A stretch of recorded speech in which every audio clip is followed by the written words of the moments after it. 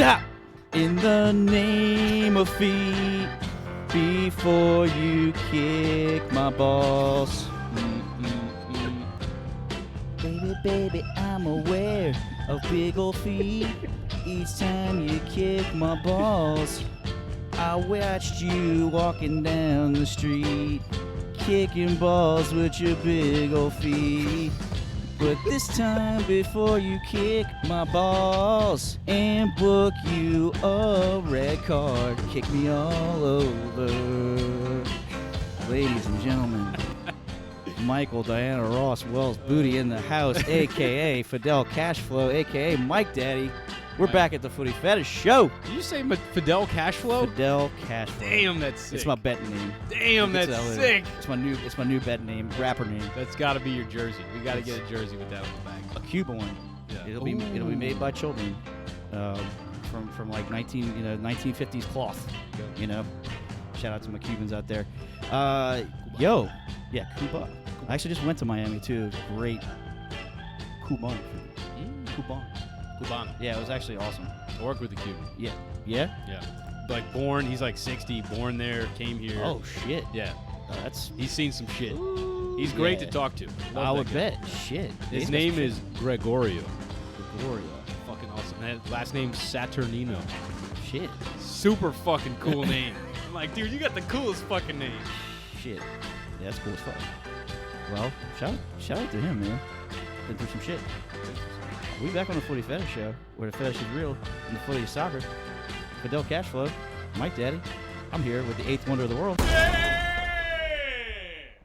Back on the mic with the Mike Daddy. Mike Daddy. Yes, sir. So excited for this episode. What are we doing today? We need to talk some World Cup. Yeah, we do. We've been slacking a little bit lately. We have. But it happens. We got shit going on. We're back, though. But we ain't forgetting about that World Cup draw. Back again, ladies and gentlemen. World Cup draw. It looked like fucking Circus Soleil on crack. We were just talking about, Yeah, it was just a lot. to watch it. We definitely got some hot takes, some hot opinions on this. I thought Bono was gonna pop out and do like a fucking like everyone. You know what I'm saying? Yes, yeah. Definitely could see Bono being. I mean, Idris Elba was there. That was so random. Yeah. What is his connection to soccer other than he has his accent, right? He had to. What is his connection to soccer? That's a good point. Right? It's a good point. He's I got sound like this, so it'd be a good time to put me on some Qatar. Yeah. All right, dude. Qatar, I want to grab a ball out of I the love bowl. Arsenal. It's like, all right, man, calm down. They grab a ball out the bowl. We'll see who's in this bowl. Booty, do we have any guests today, man? We do. We have got? to, obviously with the World Cup episode, Yeah. we got to talk some USA, of course. We got to bring back the two best USA pundits that we got. Woo, woo. Number one, ladies and gentlemen, returning guest. Yeah. MVP, greatest coach of all time, not named Ocho, Mr. Zach Daly. What's up, Zach? Woo, woo. What's up, boys? How are we doing? Doing great, man. Good, Glad brother. to, we call him the greatest coach of the Midwest. It's true. Is it the Midwest? Are you from Tennessee, right? Yeah, I'm in Tennessee. That's not the Midwest. Southeast, but I guess we'll take the Midwest. What's The that northern area? South. What's that northern area? South. The U.S. called? Kind of Midwest? Almost Midwest? No. South where Midwest? Tennessee is? South Midwest. The Southeast. How about boys. this? I'm definitely on the east of the Mississippi River. We'll say you're the best coach of the west of the Mississippi River. That's what we'll say. Yeah, I guess that works. Sure. Yeah. And you know what? I'm like less than a mile east of the Mississippi River, so that's perfect. It's perfect, man. We're separated by a river. Saw he separated. He Perfect. fucking Yeah. he Moses that shit. Woo! Saw it? There you go. Randy Moss. We got Booty, another do we guest. have anybody else? We do. We Who's do. that? Who did it? A dentist that drives race cars. Ooh. He's been here before. He's my favorite race car driver. Hell yeah. Ladies and gentlemen, Mr. Vinny Barada. Welcome back. Well, hello. The best two pundits you guys could get, Seriously. like USA pundits, that is rough. Pretty much. I know. Alexi was busy tonight, all right? Yeah. Alexi had to talk some shit. And Clint, we didn't want Clint, to be honest. I didn't want Clint on the show. No. Yeah, that's right. My left testicle, who should probably give off better takes than Alexi, is also busy, so that works out well. All right, We figured too. we got Vinny with his right testicle. This is great. This is so awesome. exciting. This is awesome. His hair's looking great. He's ready to win another race. I've been watching you win some races, man. Hell yeah, man. Hell yeah. I haven't seen you chug any fucking milk yet, though. No, only recreationally. Okay, good. That's chocolate milk. Exactly. Chugging milk and not vomiting. It's going great. Good times. This is true, baby. Oh, man. Let's jump right into it. Let's jump right into it. So, we're here. How are we going to do this? As Booty has suggested in the past, we're going to steal the format of Pardon the Interruption PTI. with a little segment we like to call Pardon My Feet. We'll be each given 2 minutes to give our first and second picks of each group and why we think they'll be first and second, as well as a hot take of the group or a buy or sell. Yes. Your call. You can do whatever you want. We'll each have 2 minutes to talk about it. 2 minutes. Give us a group winner. And maybe First and second. First and second. Yeah. And a hot-ass take. And a hot-ass take. And Yeah. when we're done with the 2 minutes, we'll throw those betting odds out there for you. Yeah, For good. anybody who likes betting. Or do you want to? Let's start with the betting odds of each Oh, group. yeah, that sounds Let's do great. that. Let me pull those and up. then we'll start calling. That sounds fantastic. So in Group A, while Booty's pulling that up, we've got the host, Qatar. Shocked. They'll never be in a World Cup ever again. Winning it. Actually, you know what? Now that they're expanding it to 48, they'll probably be in there. But Winning the whole Qatar, thing. Ecuador, Senegal, and the Netherlands. This is actually going to be an interesting group as I'm looking at these teams. I think there's a clear favorite in this group, but the next one could go to any of these other teams. Booty, what are the odds in this group? Oh, boy. Pulling that up now. FIFA World Cup. All right. Does the World Cup have a theme song? They do. You sent it. No, I meant like not every World Cup. Is there like a official World Cup theme song? Like for this one? just like a World Cup. Oh, like, for like a Champions Yeah, League? like a Champions League. I get No. you. I don't think I so. don't think so so. I think sad. it's different every year. I guess know. it should just always be waving flag Right. every year. Before we Absolutely. jump into those odds, Mhm. just quick little rundown. Let me give you the top five that are favored to win the whole thing. Oh, We got Brazil, of course. plus 500 odds on them. Mm-hmm. We got France plus 550, England plus 650, Spain plus 800, Germany plus 1,000. So that's interesting. Put up 10, win 100 on Germany. Now Group A. So we got Netherlands, Senegal, Ecuador, Qatar. Those are the ranked. Yes. So we got Netherlands. They're favored to win the group. Minus 160 right now. Okay. And of course, this is as of today's date is the 14th of April. Can always change. Memphis Depay could break his leg tomorrow, and that would definitely change. Senegal's behind him, plus 370. I think that's your little sleeper right there, by the way. Oh yeah. Ecuador behind them, plus 380. And then Qatar is in last there. Y'all don't plus, sleep on Qatar, man. plus 2,200. Qatar fucks around. Yep. We'll see them fuck around. Get fucked around. Anyway. Why don't you go first? I got the clock on you. You got me? Yeah, you go first. All right, cool. So here's what I got. I already put bets down on this motherfucker. I think I'm going to go Netherlands, Senegal, Ecuador, Qatar. It's actually a toss-up, man, because I really want to see that Senegal-Netherlands game. People forget that last World Cup that we had, Senegal only didn't advance because of the new rule. What was that? It was the fair play rule. Fair play. Too many yellow a cards. tiebreaker. Right. Too many yellow Yeah. cards, or we would have seen them play Japan Yellow card in that round accumulation. 16. Yeah. So. No. Japan was in their group. You're right. Yeah. So. It would have been Senegal, Belgium, I think. Yeah. Which Yep. still, Japan, Belgium was fucking fire. Yeah, that was probably a game of the fucking tournament. So God, that was- kind of glad it didn't happen that way. But at the same time, I would have really liked to see Senegal go forward. I really think if you want to put some money on this group, I think you should feel safe putting some down on Senegal. Those are really nice odds. Hell yeah. Always always forget Koulibaly, Mane. They're leaders Bang, of this bang, team. Niang. Bang, bang, dude. Shoo.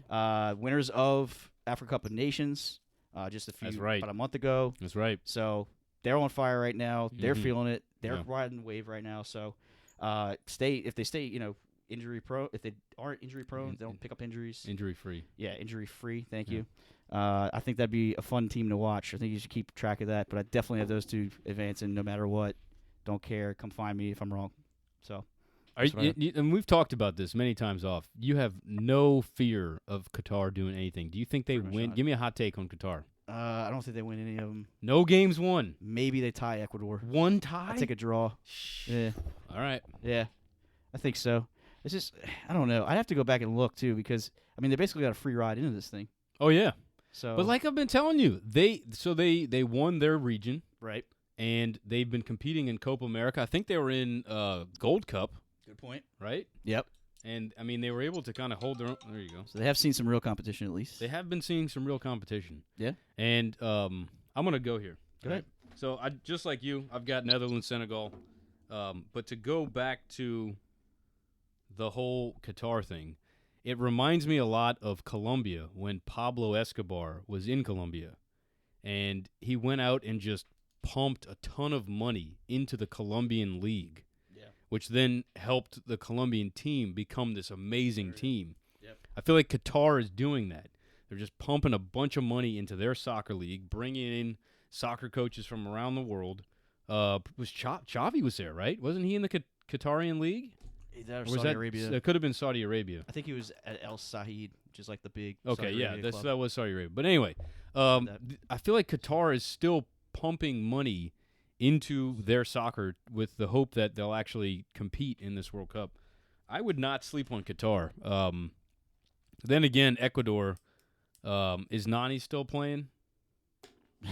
Right? I mean, if he's still in, they give me hope because he's just brings me back to those Man United days. That guy is just he's a winner. Which I'll give you this about you saying that they're pumping money. I didn't even know they had a team until recently. So if that doesn't tell you anything, you know what I'm saying? Like Yeah, that actually, right. You know, they're on the map now. Yeah, So- I mean I know they've been in international tournaments for quite a while.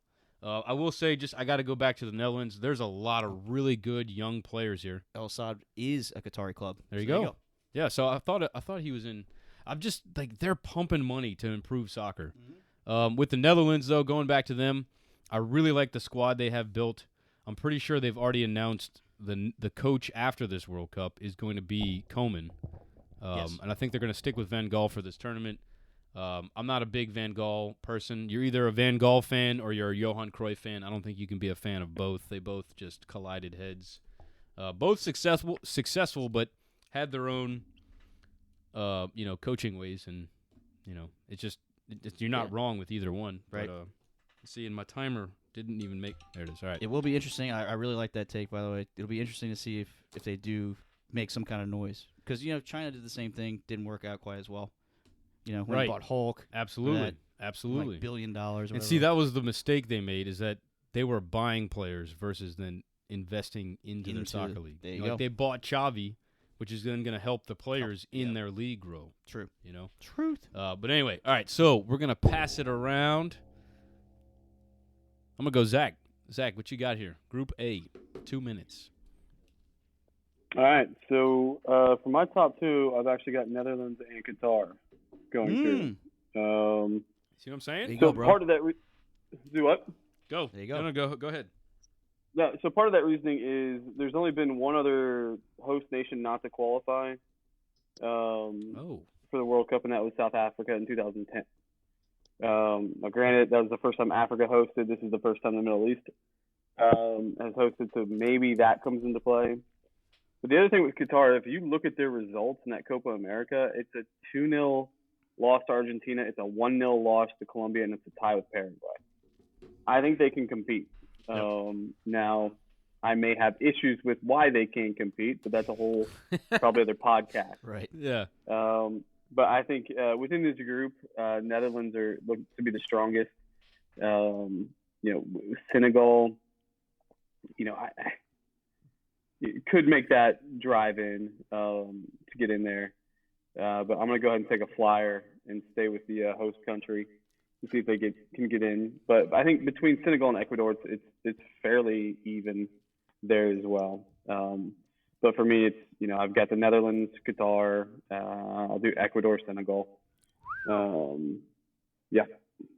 Hot takes. Nice. And while I got a couple of seconds, you should read the Johan Cruyff Dr.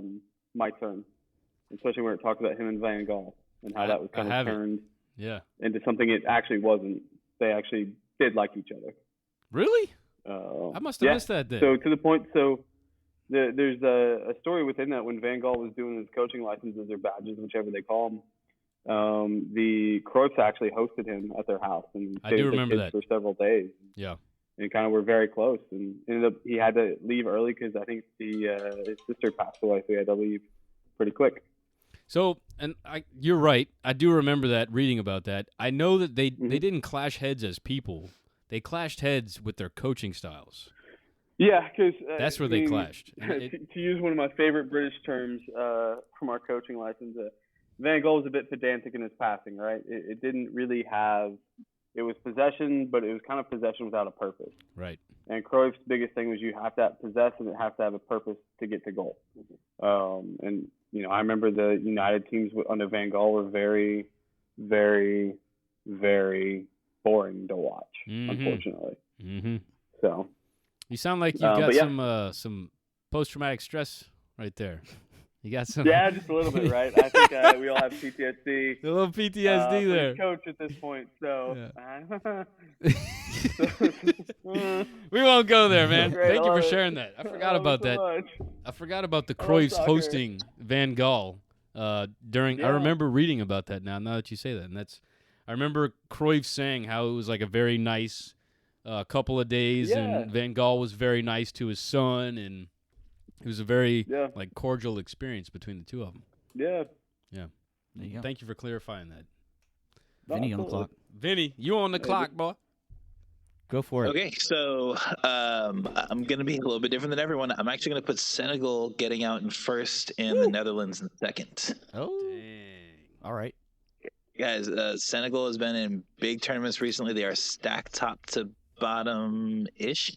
They're very well coached and well handled. I think that they're going to be a strong team, and I think they're going to make a deep-ish run. And the Netherlands, just a bit young. Yes. I think that's going to be the decisive game, right? Netherlands versus Senegal, and I think that Senegal is going to come away with it. I don't know how hot of a take it is, but I am nervous about chicanery and shenanigans in the handling of the Qatari games. If you guys saw or talked to anyone who saw a lot of the Asian Cup games, it was a not particularly clean tournament. A lot of interesting calls were going in the directions of the Qataris. Oh. It would not shock me if there was some help or influence from the super clean folks at FIFA that is a good to point. get Qatar through. What a take. That's hot as fuck. Look out for it. Damn, that's hot as fuck. That being said, don't sleep on Qatar. I went and saw them play the U.S. in Austin, and I think it was the quarterfinal of the Gold Cup. Mm-hmm. And to learn a bit more about that game, I looked into them some. They've essentially had a residency program type deal going on for about 5 or 6 years now, where they have been developed in-house, playing with each other all the time. That's a very tight-knit team that's been developed in-house together by some really, really high-end coaches and with a lot of resources at their disposal. Very good team in transition, which if you're going to bunker and counter is how you're going to beat a team that's coming at you. So Qatar could be more dangerous than anyone's giving them credit for. I'm right Ecuador there with you. is team for the future. Don't bet against Qatar is all I'm saying, $5 dog. on them right now to advance. You're going to put them on? Just $5 to Fucking advance. do it. It's 20 plus 2,200. So, I mean, think about it. They just I advance. like that bet. There you go. I'd rather bet for Qatar than against them. There you go. Because the Netherlands, I feel like, are more susceptible to fucking up a game than Qatar is to winning a game. To qualify from the group, actually, it'd be plus 500. So, there you go. Y'all talk me into it. Okay. I'm going to still keep mine the same, though. Just, that was my initial thoughts. Do you think, bro? I keep telling you, don't sleep on Qatar. I do like what Vinny said though about Netherlands being young. I think we saw that in the Euros. Oh yeah, no, it was exploited. We all just thought it fucking got exploited. Such a great squad. They just didn't do shit, man. They're didn't finish. So I can tell you, there was a specific moment where it all fell apart for him. I'll never forget this because I had the lick red card. Yes, but right before it, Daniel Malen had a breakaway. 1-on-1 with the keeper. He skied it. Horrible. No, goalkeeper save. Goalkeeper save? I don't remember that. Terrible. Kicked it right to the goalkeeper. I don't remember that. Goalkeeper either blocked it or it deflected right back to whoever they were playing. It might have been Czech. I remember there was a team they were playing. They just couldn't finish to save their fucking life. This was this game. Okay. All they needed was to score a goal or maybe like just to get a goal to tie it. So anyway, Daniel Malen, 1-on-1 with the keeper. Keeper blocks it. Not a difficult save. Blocks it. Goes to a defender. That defender quickly counters. The forward that gets the ball goes one-on-one with De Ligt. De Ligt takes him out, red card. If he scores that goal, they win the game. Yeah. Guaranteed. They get the momentum. De Ligt doesn't get the red card. De Ligt was like 20. Daniel Malen is 21. Yep. So to whoever, I think it was Vinny who said very young team. Yep. Perfectly said. As soon as you said it, I was like, fuck. And I immediately had that flashback, that PTSD, because that fucked me in fantasy. Because I had De Ligt and I had Daniel Malen. And I was like, no! God damn it! That's why he remembers this. Yes, I remember it very vividly. And it was like, that is the moment where they lost. Shit. Let's move on. This is the group we all came for. This is the group why we invited these gentlemen on here. We're going to start with you two. I don't even want to hear the bets. You want to hear them yet? I want to hear them after them. Yes. Okay. They're interesting because it includes everyone in this that it could be for that fourth spot. I want to hear what they got to say. Tell the folks first who's in this group. That's right. Yes. This is Group B. England, USA, Iran, and then a possibility of Ukraine, Scotland, and Wales. Or Wales. That's right. Okay. Yes. And I'm going to grab a beer for this. All right. I'm going to get it going? Yeah. All right, get it going. We're going to get it going with Vinny. You're up first. Okay, so I'm going to go safe picks for me is England getting out first, and maybe biased, but I think the U.S. comes out behind them. Of course. Naturally. That being said, I think that the Welsh will get through, and I think that you're not going to see much of them once they show up. I think that Iran might be more dangerous than anyone is giving them credit for. Initially, when I saw this group, I thought, hey, awesome draw for the U.S., right? We get to play England, we get to play Iran, and then we get to play someone from UEFA. And then I saw some statistics that were saying that if the Welsh get through, this is actually averaging the highest ranked on FIFA rankings group out of any of them, and it's not by necessarily close margin. This is actually a really deep and really scary group behind England. It's going to be a dogfight. My hot take / prediction, this group is coming down to the last match day. I don't think anyone's going to know where they're going until the last match day. Well, that match day is going to involve the U.S. playing Iran, and that's going to be a scary game because Iran plays in a very low block bunkering, and the U.S. is garbage at unlocking that, has been all the way through qualifying. Wow. So it's going to be a scary group. Okay, hot takes in the group, Vinny. Give us some hot takes. You still got time. He just gave us the one. Yeah, I like that one. You know, so you like that one. Okay, you guys aware of Iran's striker? He plays for Porto. I think it's Taremi. Yeah, Taremi. He is good. He's on fire in Porto. You're right. Like, really, really good. Yeah. Hot take, I think, well, no, I'm not going to give him that. I was going to say I think he'll score more goals than anyone else in the group, but Iran's not going to score many goals in this group. How about this? Harry Kane doesn't score a goal in group play. That's perfectly said. Right on time. All right, Zach, you're up next. I mean, this could be a little biased, but I'm going to go US 1, England 2, Iran 3. And I think I'm going to make a decision that the Ukraine's going to be fourth. I think they're going to ride that kind of sentiment that's going on with them and kind of push through. Wow. That playoff spot. But US won just because, I mean, I think they've got a point to prove. I think England is freaking vastly overrated like they are every single tournament they're in. Like, let's be honest. Yes, they had a fantastic showing at the Euros. When have they done anything since then? Fantastic. So, again, an overrated England team. But like Vinny said, I think if Wales are through on this, every team is ranked in the top 22. With the lowest ranked team at 22 would be Wales. I think Iran's 19. I think we're 15, and England is 4th or 5th. So that's I've got another group that potentially later on that we'll talk about too, but this is a very scary group for the U.S. And the hope is, that we get through. Like, I celebrated our draw harder than I celebrated us even qualifying. Me too.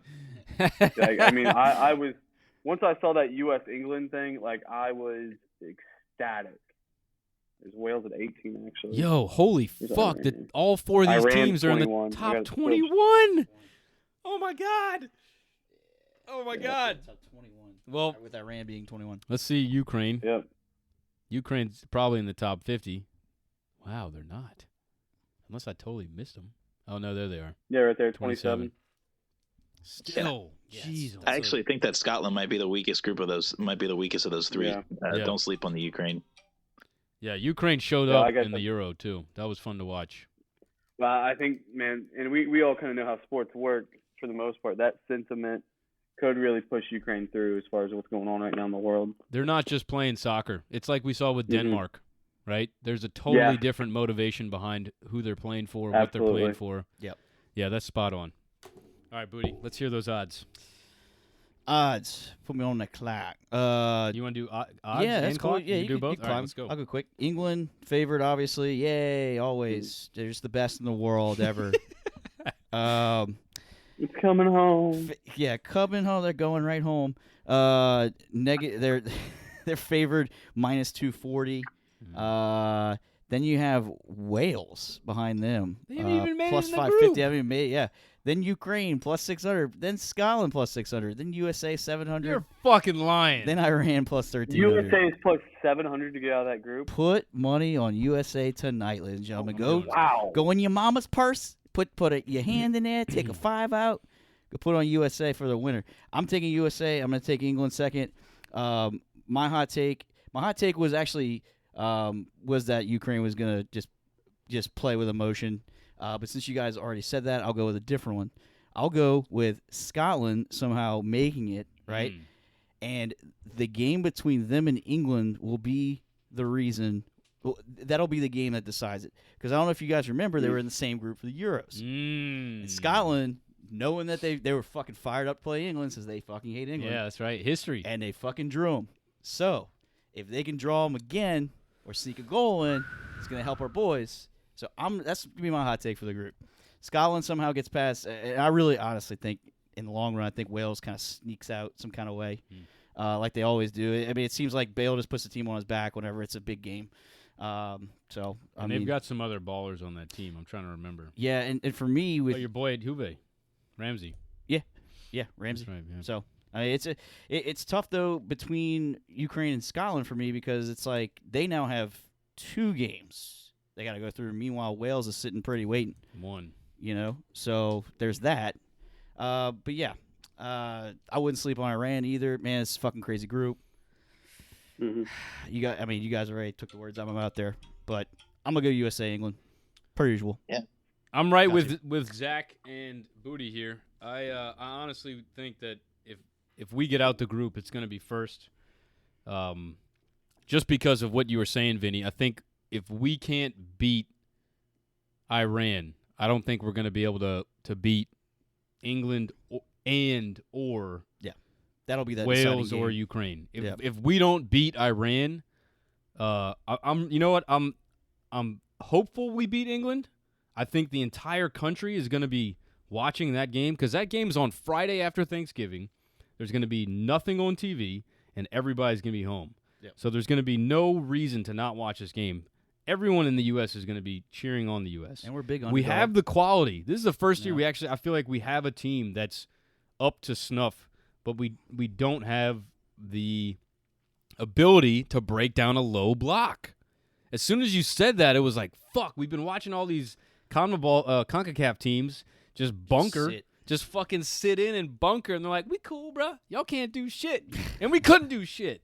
But I do think if we do advance, we beat England because England doesn't sit back and bunker. They go to play us straight up, and we, I think, are capable of hanging in with England and going toe-to-toe with them just because we have the youth and the energy to do it. It's going to be up to Greg. We'll have McKinney back. We'll have McKinney back. We're going to have Des back. Yep. I think we're going to have a really deep bench in certain positions. I think our center backs are going to be our biggest weakness. But if we do go through, I really believe it'll be USA first because that'll mean I think if we beat England, it'll just take off from there and we'll be on the way. If we draw England, I can see us going second. It all comes down to that Iran game. Yeah.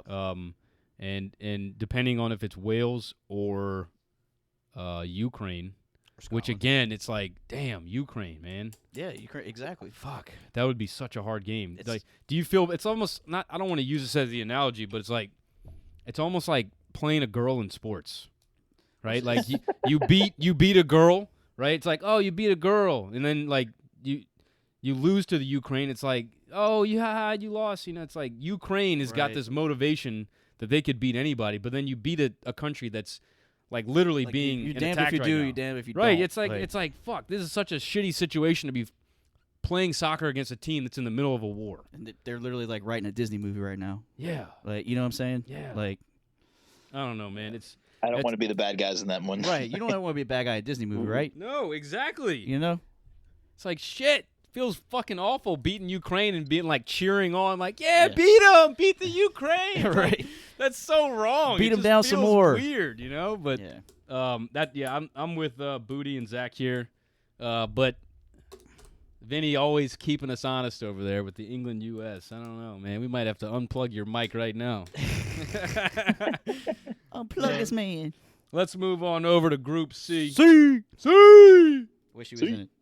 Thank you for the of course, Ronaldo. Of course. Group C, we got Argentina, Saudi Arabia, Mexico, Poland. Zach, why don't you start us off here? Oh, fuck your odds. Yeah, sure. So I've got Argentina, Poland, Mexico, Saudi Arabia. I don't have Mexico getting out of this group, not because I'm anti-Mexico. I just do not think they're playing to a high standard right now. Wait, who do you have second? I've got Poland second. Oh, woo! I totally missed that. Poll me. Okay, keep going. Why is it Mexico in your top two? Why is Poland? No, why is Mexico not in your top two? Is not Mexico. Oh yeah, I don't think they're playing consistent enough. You know, they've been second fiddle to us as much as they'll probably hate that. Qualifying wasn't great for them, just like it wasn't great for us. And I just think, you know, Poland's got a strong midfield and solid defense, and then you've got Lewandowski up top. I mean, that's really tough to overcome. And then historically, they've not done well against Argentina in this competition. So I've got Argentina 1, Poland 2, and Mexico 3, with Saudi Arabia coming in 4th. But yeah, I just do not have a lot of faith in Mexico performing well in this tournament. Interesting. Hot take for Lewandowski. How many goals in this group? 5. Nice. All against Saudi Arabia. Game. Good call. I didn't get that. Pooty picked up on that immediately. Hell yeah. I don't know anything about Saudi Arabia, but I feel like I've heard that they're decent. I have nothing to go off of what they are, who they are about. I bet on them once. They fucked me. So they dead to me. Do you think Argentina wins all 3 games, Zach? I'm sorry? Do you think Argentina wins all 3 of their games? I bet I'll say this. Mexico will be 2-0. Saudi Arabia will be 4. I think they tie Poland. Okay. All right. This is something that I don't think people are talking about enough, but first World Cup in the Middle East, don't sleep on the teams from the Middle East. Iran, Qatar, Saudi Arabia, not necessarily because of fan support or anything, but these guys have been playing in these stadiums. They've been playing in these unique conditions. A lot of these local teams might be able to sneak up on you. Go ahead, man. Keep going. Right? They're not having to make the transition that every other player on the face of the earth is having to make. This is true. You keep going, but before you start, I made this point to someone else. This might favor the South American teams here because of the heat. It's gonna be hot as fuck. Yeah. Tell us your picks for this group here, Vinny. I am really struggling between Mexico and Poland for second, because I'm with Zach. Mexico has not impressed me, but I also think that they might be having some of the similar issues with the U.S. that maybe they're just not set up to play bunkering CONCACAF teams, and maybe when you have a more set up when you have a more open game where you're playing in transition more, maybe they'll be able to open things up a little bit more. But then, I go back and I look, well, man, you need to score goals. And can the front three of Mexico get it done? I'm not entirely convinced. Like they've, I'm thinking Tecatito and Jimenez and Lozano. Just they've been underwhelming at the club level. They've been underwhelming internationally, and unless they are picking it up on both of those fronts by November, Mexico isn't going to have anything to take a run with. Give me Lewandowski over all three of those guys combined. So that being said, I'm going to hop on the bandwagon and actually give Poland the edge over Mexico, especially since, Tata has been not necessarily doing well in his biggest games, e.g. every game against the United States. And the funny thing is, I love Tata Martino. Like, I was screaming for him to be the U.S.'s coach, and I'm glad that he wasn't now. I'm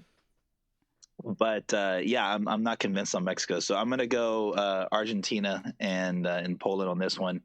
But like I said, Saudi, Iran, Qatar, and I know I'm missing another Middle Eastern country that's in this group, but I think that they're all going to be a bit sneakier than anyone wants to give them credit for, because they are used to. They're already playing in the stadiums. They're playing qualifiers in those stadiums, so right. It's less of a people forget about all the goofy off the field stuff that everyone's going to have to deal with for this World Cup in particular, especially to the teams that are able to. That maybe don't have all their players in European leagues. Maybe if they're all based in the domestic league, you can shut down the domestic league early and have everyone playing together like a month ahead of time. That kind of stuff might matter. That's a well of knowledge there too, because something else, like you said, I like how you said the kooky stuff you're going to have to deal with this World Cup. A lot of people don't realize, like, Qatar is about the size of Connecticut. Okay, so everything is within like 10 minutes of where you need to go. So on top of the weather and the fact we're doing this in December, it's not like any other World Cup that we've ever had.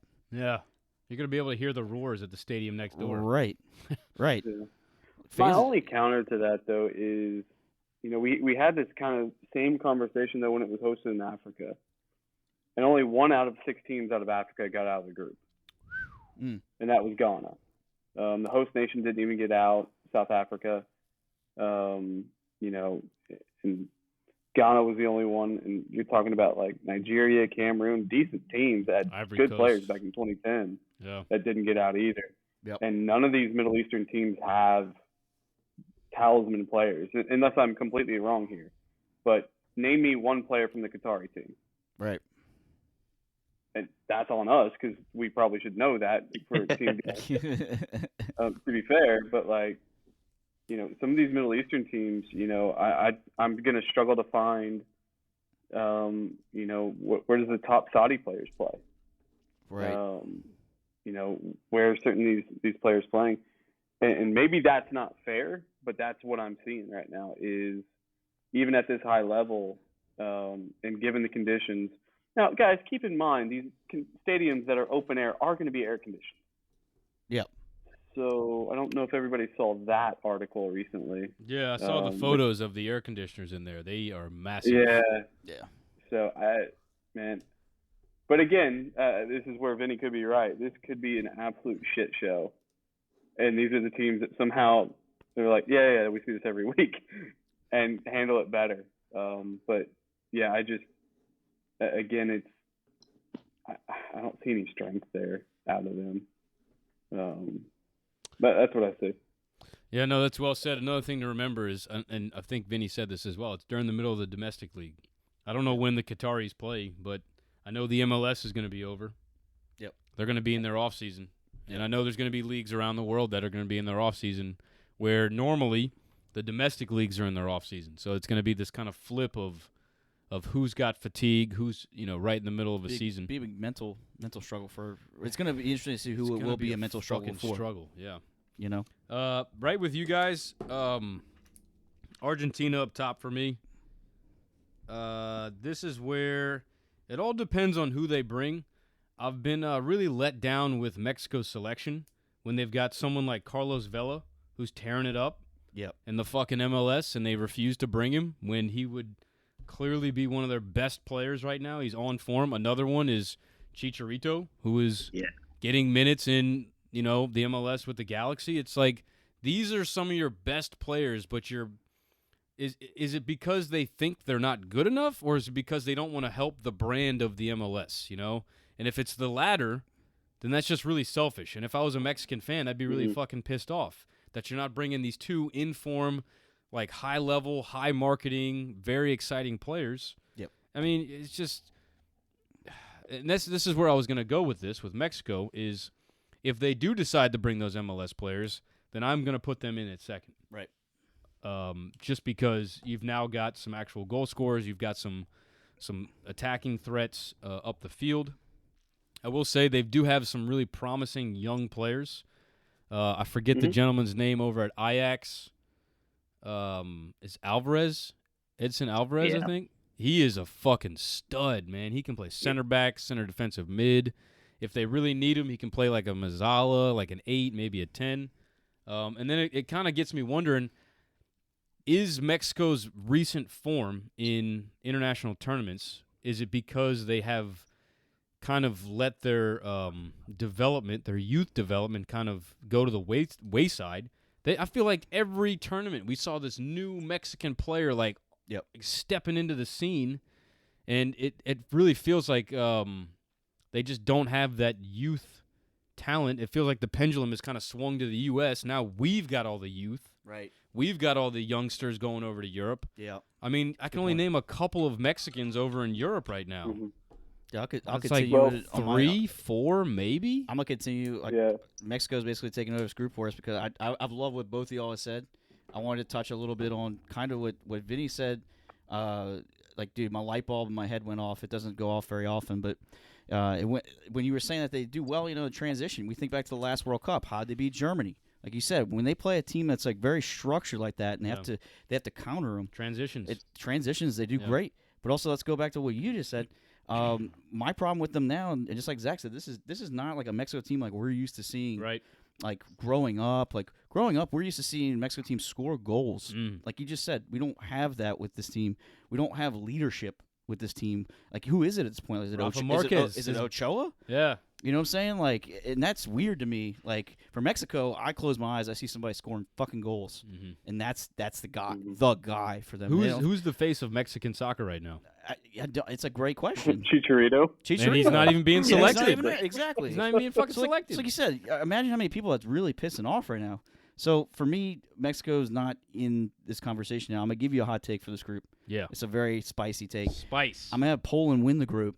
Woo! Because Argentina, as we know, I'm going to have Argentina in second. Damn, I'm glad you're bringing this up. But Argentina, as we know, the last few World Cups, 2010, okay, it was a pretty decent one, but look at that group. They struggled. And then it comes down to your leader, and how's he going to handle it? And, hey, I don't think he handled it too well last time. I mean, they snuck out of that group. Barely escaped. Barely. So, Sheesh. It comes down to, Argentina and Poland, I'm very excited to see that game. That's obviously. By the way, that just triggered an amazing Diego Maradona moment. Rest in peace. Do you remember when they beat Nigeria? Yes. And he's He's like doing blow his daughter and shit. Fucking and lit, just flicking everybody off. And see, funny part about that is this dude is flicking people off because they just drew the first 2 games that they were supposed to smash. They were. So to me, I always feel like they just have too many good players, and so they just can't figure out how the puzzle fits. And they do it well against other South American teams. Okay, you know what I'm saying? Bring that up, Copa America, because they know the same thing when we play Mexico. Gotcha. We just know them. We just know them. Yeah, and we're the underdogs. We're gonna fucking fight, and that's how we are. Odds for that group to close it out. Yes. Argentina's favored to win that one. Of course. Not by too much. Minus 195. You have Poland plus 410. Yeah. Do you have Poland second, by the way? I have Poland first. Oh, shit. Yeah. That's my hot take. That was your hot take. I got Argentina finishing second. I say they draw Mexico and they draw Poland. Or in Poland, you know what I'm saying? Like, why is everybody so high on Poland? I'm usually not. They always fuck it up. I'm usually not, but and everyone's like, "Oh, Lewandowski, and he doesn't do shit." I'm just less high on Mexico. You know, the alternative is being high on Mexico. So right. I'm less high on Mexico. That's fair. And Argentina, for me, like, why is everybody so high on Argentina all the fucking Because time? they just won Copa. It's not about Messi this time. They got so many ballers on that team. Okay. So, guys, a quick thought on Mexico, just as we were talking about it. Yeah. Essentially, what's happened with Mexican soccer in the past, 5 to 10 years is Liga MX has massively overvalued Mexican prospects.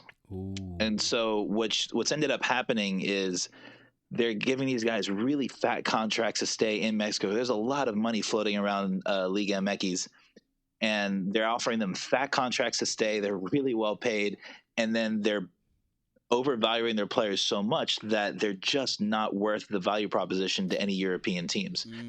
And now we're starting to see the effects of it because young Mexican players are staying in Liga MX and not heading over to Europe. It's a cautionary tale for what could happen in MLS with American players. We really need to make sure that doesn't happen. So that's kind of what's happened in the last 5 or 10 years. Carlos Vela has basically had some issues with the federation and decided that he wasn't going to be playing with them anymore after 2018. And Chicharito, I think, has had some stuff go on with Tata Martino and the federation. Bottom line, they've both said do not expect them at the World Cup. They've both said as much that they are not interested in going. Poland. That was and yeah, they basically just crap from the federation has essentially exiled both of those players, and I think that sucks super hard. Yeah. So don't expect to see them. Expect to see Mexico as you have seen them recently, and yeah, exactly. After discussing it more, yeah, expect to not see them see their quinto partido. Yeah, Mexico, they might get fucking blown out in this group, and then might have to go back to the drawing board and be like, okay, what are we doing wrong here? Can we play U.S. again? Yeah. Give us those odds. You ready for? The last one was Saudi Arabia's plus 3,800. Oh. Put a dollar on them. Put a dollar. See what happens. On Let it ride. Moving on. Group D. We got Indeed. France, Denmark, and then we have Tunisia, and we have the intercontinental playoff between could be possibly Australia, United Arab Emirates, or Peru. I kind of want to see Peru. I think it'll be Peru. I think that one's an easy I'm one. going to guess on Peru there. I think. But same again, those three? Australia? So it'll be in between Peru, Australia, or United Arab Emirates. Who was that Australian soccer player? It's Tim Cahill? Yeah. He was one of the guys grabbing balls. Yeah, he was grabbing balls. He was grabbing balls. That's right, for the and draw. Feet. Grabbing balls and grabbing feet. balls and feet. I'll run through these real quick. France obviously favored to win the group. Right. Minus 250. You got Denmark plus 310. That's a little sleeper right there. Put a couple bucks on Denmark. Peru plus 1,300. Tunisia plus 17. Australia plus 24. UAE plus 3,900. But hey, Denmark's a little sleeper right there for me. You'll see Eriksson. You will see Eriksson. He's looking hot right now in the EPL. Yep. All right, Booty, you're on the clock. Let's do it. Man, okay, so this is weird because going back to what Zach said, he was giving us a little history lesson there where every team except one has, that's hosted has moved on and advanced. Now, here's another crazy stat for you, those of you that don't know it. I believe the past 6 or even 5 World Cup winners, the previous World Cup winner, the next World Cup, they do not advance. Yeah. So, here we are, France. But this time, I feel like it's a little different. They just have so many good youngins, dude. I'm gonna take France to win the group. If they can't, they really need to take a look at reevaluating a whole lot of shit. Coaching, players, everything. France, and give me Denmark as well. I think Peru is going to give people a run for their money, but it's not going to be enough. I think Peru. I'm not sure if Peru is waiting to play Australia or UAE. I think Peru plays Australia and UAE is waiting for. Okay. So yet another Middle Eastern team there for you. That's right. Just sticking out a little sore thumb UAE. There. But yeah, I think it'll be good to see Eriksson back again too. Very excited to see that. That's gonna be a fun one. Obviously, I think France, Denmark. It's gonna be the matchup we need to watch for that group. But I'm gonna take France. I'm gonna leave it at that. Faux show. 10 seconds left. You want to say 10 anything seconds. Ladies and gentlemen, this has been the Michael Booty Experience. Place your bets. You want to do the next one? Yeah, I'll go ahead. Group D. This is super easy for me. France, Denmark. Like you just said, France has just got the firepower. I don't see any upsets in this group. This group kind of reminds me of the England-Belgium group we saw in 18. Yeah. Where England and Belgium just ran through Tunisia and someone else. Costa Rica or something Someone like that. shitty. Yeah. And they just fucking ran through them. Yeah. And then they played each other on the third game, and like they just sat all their starters and were like, all right, you don't score too many, we won't score any. Let's keep it honest. All right. I really think France is just going to get more firepower. It's all going to come down to Conte for me. He is such a vital piece for that team. Yep. He's even for how good he is, I think he's still underrated for how much he actually contributes to a team. I mean, he's always on teams in finals, and he always just seems to win. Yeah. We just saw Chelsea fucking win a Champions League. It's true.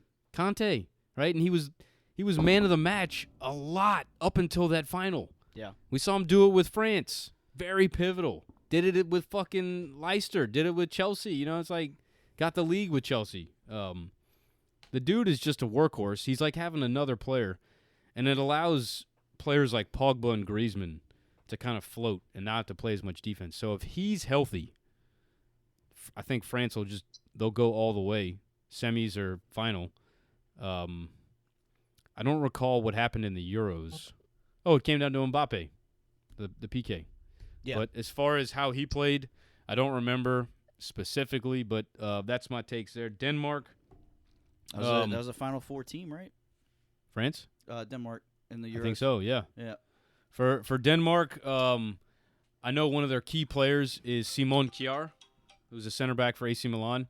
The AC Milan Twitter has recently been getting really excited because he is back at the training field.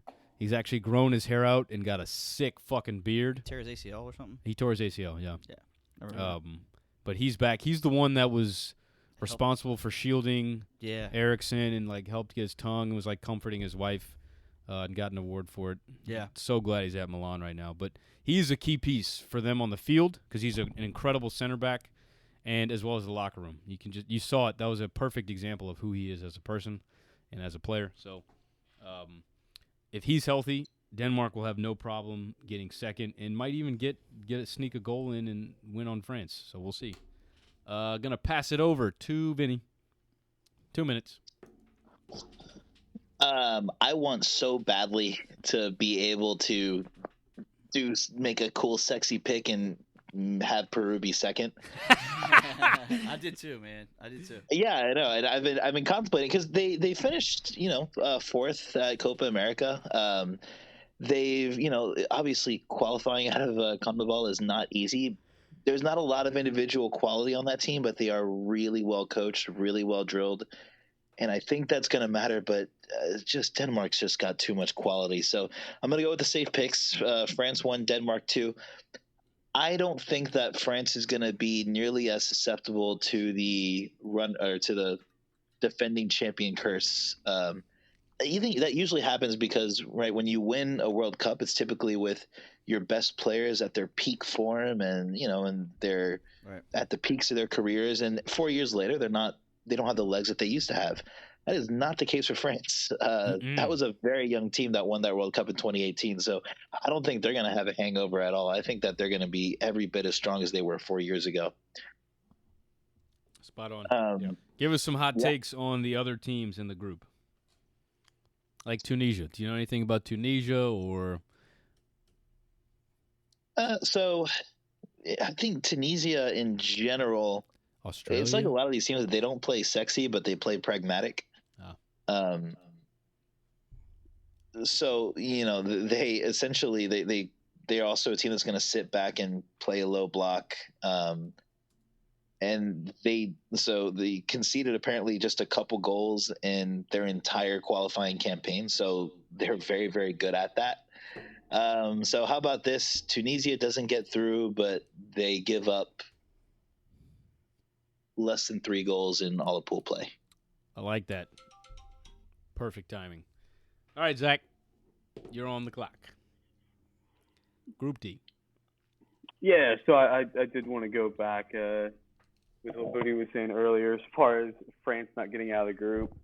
But even going back to 2002 when they played, I mean, that's still, a lot of turnover happened on that team. I don't think there's a ton of turnover on this France team from 2018 when they won it. Mbappe was like 14 apparently when they did, so he's still pretty young. Still a teenager. Again, what we've seen from Pogba is he's having a terrible club season, which means he's going to be absolutely world class in this World Cup.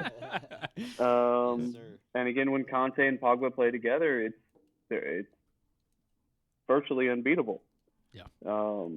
And so that France team, in theory, should be really, really phenomenal to watch again. So, I don't see them getting bit by that. We just won it. Now we can't get out of the group.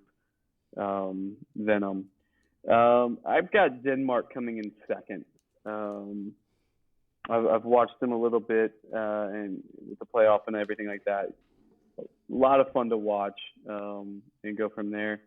And it's looking at this playoff between Peru, Australia, and UAE. You got to think Peru gets out of that. That one is into this group. Unfortunately, I've even going through and looking at this Australian national team, it's hard for me to pick out a player. They're used to, like you say, be a Tim Cahill and guys that they could be a talisman to, and I just don't see that. Same thing with UAE. So Peru gets through, but they end up finishing third, and Tunisia holds strong with their 6th World Cup appearance, but still finishing in 4th. And I do have confirmation, by the way. So Australia's playing UAE, Peru's waiting for the winner. So yeah. Got no news on Australia, just that they'll be missing Tim Cahill. All right, let's move on. We got Group E here. Group E has got loading webpage. Spain, Germany, Japan, and a play-in. Booty, can you help us with the play-in? I sure can. This is going to be this for me is if I remember correctly, there was a team that's got a really high ranking that's playing in. Help me out here. It's Costa Rica and New Zealand. Costa Rica. Yep. Ticos, that's what it was. Yep. This for me could easily be a group of death. Spain's favored. I'm gonna go here. This one is like a fucking massive toss up because we got Spain and Germany. All right, I'm gonna make my picks at the end, so I'm just gonna talk through it and then we'll just go from there. With Spain, we're really seeing a resurgence here. This last Euro, they didn't even start De Gea. He didn't even play the whole time, and they did really well. They leaned on Pedri a lot. Pedri has seemed to become a cog in that wheel, and bringing them back to that typical Spanish style of just possession with purpose. Germany, on the other hand, just clicked, have Hansi Flick. Hansi Flick is clearly missed at Bayern Munich right now. That team is almost identical to the fucking Champions League team, and they just got embarrassed out of Champions League. I've been talking to somebody, I forgot who it was, about Hansi Flick and how he was the assistant coach from when Germany won it in 2014, and how he's been fucking doing things at Bayern. I can't wait to finish that Amazon Prime documentary of them just fucking running through the European League and their domestic league. But then looking at Japan is always surprising. And to use Vinny's words, they're very well coached. They're very well drilled. They're extremely clean and organized. They're clinical, but sneaky at the same time. They're capable of making it out this group. I don't know who to pick. I'm gonna go Germany, Spain. I'm gonna go Germany, Spain here, and I think that's my time. I got 20 seconds. If Costa Rica's in this group, Whoo! Man, this is going to be a fucking awesome group to watch. As far as fantasy goes, I don't know if I'd pick many players from this group on the defensive side. On the attacking side, I think this would be a really spicy group. I think there's going to be lots of attacking opportunities and lots of goals scored. I think no one in this group is going to really sit back. Maybe Costa Rica. But, yeah. Next up, we'll go Zach. 2 minutes. Okay. Sweet. So I'm going to go Germany 1, Japan 2. Ooh. I like it. And again, I think even if Costa Rica gets through, and we'll talk about this a little bit later with another CONCACAF team, I think in the next group, this Costa Rica team I think is overrated. We're talking about a team that just got into this playoff spot. Aging team. I mean, they still have Keylor Navas, right? So they've got a chance, but a lot of their old guard is just kind of there for pomp and circumstance. So this is an aging team that's trying to bring in a lot of youth and experience. So I just don't see the Ticos getting out of this group. With Spain, this is more of I like Japan better. And I think this is going to be one of my dark horse picks. Was to get Japan through. I like a lot of their technical ability. They play an attractive brand of soccer, so does Spain. But if we remember, aside from 2010 when they win it, Spain has been a vastly underachieving side. So I don't think you change that history too much. I think they underachieve in this World Cup, much like England will, and will not get out of the group. I was close to doing that. I'm glad you said that. Yeah. It was close. Yeah. So I got a chance but pop up on my YouTube feed, like you go through the goals of every World Cup. So you're like, I got 25 minutes to watch this. And just the technical stuff from the Japanese teams, man, is a lot of fun to watch, man. They're just a very technical and dangerous team. And I think that can really catch out, a Costa Rica. I think maybe they can get points from Spain, and I think that Japan-Spain game is going to be massive for the group. Definitely. I really wish I could watch more of the Japanese league to just see what their style of play is. That'd be super interesting to me. I know that they have a league only because they're on that website I go to, So Rare. They have a specific league. It's called like J-League. It's called the J-League, but the league that you compete in with J-League players is called like Challenger Asia. And thank God I don't play in that league because they combine with – you can also do an all-star league. And sometimes there's Japanese teams out there that they just run through fucking other teams. And the scores you get are 0 to 100. And often you'll see – like an entire Japanese team just get 80s and 90s, and you're like, what the fuck? Like I'm sitting over here with fucking AC Milan players getting 50s and 60s because they're, actually playing against decent talent or like English EPL or whatever. So those Japanese, I mean, they have a good setup over there. Let's not forget that Iniesta was over there. So and look, man, it's from their standpoint, like they have a great, culture, and they very diligent culture, but also a culture that can express itself too. Right. And so that'll be interesting to see. I mean, they've gotten into the round of the 16, 2010, missed it in 2014, but got it back in 2018. I mean, they're consistent. Yeah. So. Well said. Okay. I'll pump it up for you, Zach. Yeah, go ahead, man. I actually bet on Japan on some World Cup qualifiers, so I know this for a fact. They played Australia. Loser had to, go to that playoff game. Wow. Yeah. 89th minute, Japan gets the go-ahead goal, and then they get another one in the 94th. Damn. So just to let it almost reminds you of when they were playing Belgium, right, in the last World Cup, just pulling rabbits out of the hat. Sheesh, man. Because like y'all just said, like people don't know what to expect with them, man. Like, you can watch all the tape in the world until you actually fucking see them, Right. Amino. With this group. Takafusa Kubo. But Minamino, that's right. Sheesh. That's right, dude.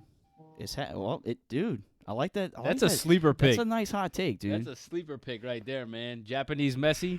Japanese Messi, dude. Yeah. Spain is favored to win this group. Don't ask me why. Wow. Minus 115 right now. Germany not too far behind, plus 115. Japan's plus 1,300. That's a night. They throw a couple bucks on that. Costa Rica plus 1,800. New Zealand plus 1,800. I think the bookies at that point were just like, we can barely spell both those countries, so we'll just do whatever. But I think I'm gonna go Germany to win the group. For more than like, I love what you said, dude. You stole this one from me. I was literally gonna say, dude, they sure missed fucking Hansi Flick at Bayern this past week, didn't they?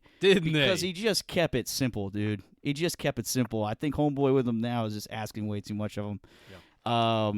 So at this point, I really like to see what's going to happen with Germany. You know, the way that they were embarrassed and tossed out of the last World Cup, that is Germany, dude. That's not going to happen again. I just can't. That has to happen. I have to see it happen. For you to tell me and sit here and say, like, they're not going to win this group after that, like, I just don't believe it unless I see it. Sweden. Yeah, South Korea. Mexico. So I got to take Germany. I'm going to take... Dude, as a Brazil fan, I fucking loved it. Oh, did I love it? I loved it. Oh, fucking loved it. He's not going for Brazil's World Cup anyway. He hates Brazil. I was pretty shocked on that. I'm still shocked by it. So you know what I'm saying? They're still shocked by it. So I don't see that happening again. But I'll take Germany. I'm gonna take, dude. Spain's like the the safe choice. I really like the Japan choice though, because they will fuck around. You know what? Give me Japan, dude. What's your picks? Zachary put me on. You got it? Japan going second. You going dude. Germany, yeah. Spain, or Japan? What do you Germany and Japan. Let's do it. Japan. Let's do it. Yeah. If I'm you with get you, a Zach. chance, go Let's look roll. at that Japanese roster, man. There's some surprises in there. And you know what I did too on that game? I just said, they just like pulled the rabbit out the hat. I fucking cashed out on that shit at the 80th minute on my app because I was like, oh, they're fucking. Are you kidding me? And it was like 5 a.m. I happened to be awake because of the baby, and I go check it later. I was like, are you fucking serious? Dude, I fucked myself, dude. Oh, I love it. Vinny, fucked myself. You're on the clock, bro. Hot take. There will be a Germany and Brazil rematch at this World Cup. Yeah. Yes. Just because the way the groups work out, I think they're both winning their groups. So Yep. So I think they would be set to meet in, I think, a semi. But bottom line, yeah, I think they're going to see each other because I think they're both going to have deep runs. It's funny, Germany and Spain both have similar problems in that they need to find themselves a proper goal-scoring number 9. I think that Germany is going to be able to sort that problem out a bit better than Spain. I think they're going to end up being first in the group and Spain in second. Cool story about Costa Rica. So they actually sacked their coach after Nations League last summer, brought on a new one. And they were actually who I was thinking of when I was talking about local leagues being able to control their schedule a bit better and maybe spend more time together. Their leagues would actually break a bit earlier than the international window so that their teams could get together. And the coach would go out of their way to look in the Costa Rican league and find younger players and kind of bring them along during World Cup qualifying. So as to replace this kind of aging, shit. I just remember Brian Ruiz running against Miles Robinson when the U.S. played Costa Rica, and it was like he was literally standing still. That guy's got to be like 50. So Costa Rica has been very diligent about bringing along young players, and I think that this will be a nice experience for them, but I think they're going to get blown out of the water. And by the way, I'm also not that high on Japan. I think they've had better individual quality in the past. So I think this is actually going to be a pretty straightforward group with Germany edging out Spain, probably on goal differential, because I think they'll figure out their 9 situation a bit better than Spain. I think they've got just better options to sort through. Perfect timing. Ain't gonna be Timo Werner. That's all I'm gonna say. If they put Timo at the 9, good luck. That's a good point, though. I don't know if I could name a 9 for Germany right now. Havertz? Boom. Yep. Done. Wow. That's your 9. Yeah. What about Spain? Flip a coin. Morata? Oh, God. With the Juve jersey on, this guy over here. Cannot stand my man. I could stand him like God. fucking 10 years ago. Like shit, man. Whenever it was. Yeah. Seems like 10 years ago. 17 Champions League. Yeah. No, that was Mandzukic. Oh, you're right. Yeah. That was a real number 9. Yeah. That was a real number 9. Yeah. Shit. I mean. You ready to get F'd? Yeah. Let's get F. Let's go to Group F here. Let's go. Group F. Belgium, Canada, Morocco, Croatia. Ooh. As I say them, this is tough. Real quick while you think about it. Belgium, favorite, of course. Yes. Minus 75 or 175. Croatia plus 290. That's a nice one. See, right there, that's what I'm thinking. 1 and 2 for me. Morocco plus 850. Canada plus 1,300. Canada's 4th? I would like to see what Canada is just to get out of the group. I was going to put them in second. Let me see what it is just for them to get out of the group. That's going to be my hot take. I'm going to go Belgium, Canada right here. Belgium, Canada? No, hold on. Let me think about this. I got to talk through this one first because Croatia, they got the fucking masterclass on their team. Talk to me. All right, here we go. Starting the timer here. Group F, Belgium, Canada, Morocco, Croatia. Belgium always somehow in the top 3 of FIFA rankings, but never have won a trophy. Still baffling to me. I don't get it. I guess it's just because De Bruyne, right? Pretty much. Lukaku, non-existent for domestic league, but damn, he'll fucking show up for Belgium any day of the week. And you know what? I'm thinking about their back line. I think they're pretty thin at the back line. You got Courtois though, so it should be pretty solid as far as a shot stopper. Canada. This is exciting. Canada is back in the World Cup after a long fucking time. Lots of promising talent there. I actually own an English player, Ike Ugbo, who, after being snubbed by England, said, fuck it, I'm going to go play for Canada. And now he's on the Canadian national team. He's going to be on that roster. Look out for him. Morocco, very underwhelming in AFCON. Thought they were going to do a lot better, but lots of really good young talent. I've got 2 young Moroccans. Zakaria Abouklal, who's like a young left-footed striker, and then, of course, Antraf Hakimi. And then Croatia. I mean, the World Cup winning World Cup runner-ups from 2018. I think they're going to be missing a lot of their key players, mainly in Mandzukic. Perisic is getting older. We have Modric. He's getting older. He doesn't seem to be aging though. I think this team is going to struggle through this World Cup group stage. All right, fuck it. I'm going to go Belgium, Canada. I'm going to do it. There you go. They got Team Drake on their team. It's by the way, it's if you want to bet Canada just to get out of the group, it was plus 280. 280. Yeah. Throw a few bucks on that. Throw a few bucks on it. Shit, bro. There you go. Timer. Vinny. You're up next, Bob. Yep. Come on, Bob. So I'm not super sold on Belgium. I think they're a bit overrated. I think that golden generation's getting old. They did look really good in qualifications. Croatia's kind of in a similar place. Morocco's a dumpster fire, and I love Canada. Like, there's so much good quality all over the place there. But I do think that they're going to be a bit wet behind the ears and not quite ready for prime time. So I will switch up the order on you a little bit, though. I think that Croatia ends up in first and Belgium ends up in second. Woo-hoo-hoo-hoo. Yeah. And I think that Canada makes life a lot more difficult than it should be. I think this is going to be another group that is decided on the last day.